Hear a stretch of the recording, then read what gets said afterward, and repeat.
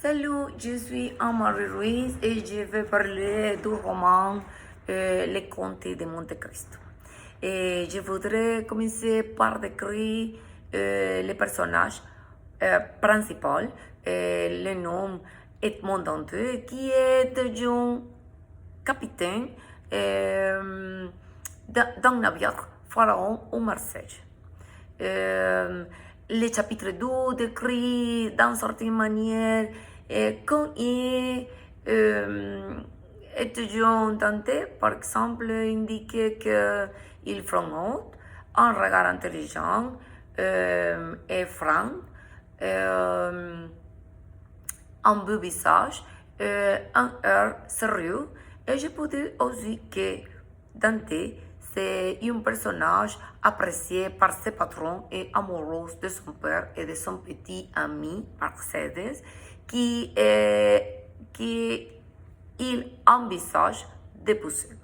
Le texte raconte comment un jour, travaillant de capitaine, et une personne lui apportait une lettre à Napoléon et d'apporter une réponse. Cette information est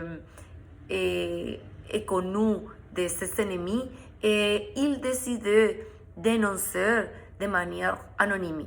Le même jour de son mariage avec Mercedes, il arrêté et conduit à la prison du château de Yves, où il demeura environ 7 ans, plus ou moins. Dans la prison, il rencontrait un violon non farieux que c'est important prisonnier politique italien qui l'aidait et lui apprendre de langue, de mathématiques, de philosophie et qui, avant de mourir, lui dit qu'il a un trésor et qu'il lui le donnait. C'est ça. Dans le moment de ce livre, elle cherchait les îles des contes de Monte Cristo, elle cherchait du trésor et revient à Marseille, elle cherchait des réponses, d'aider à ses amis et venger de ses ennemis.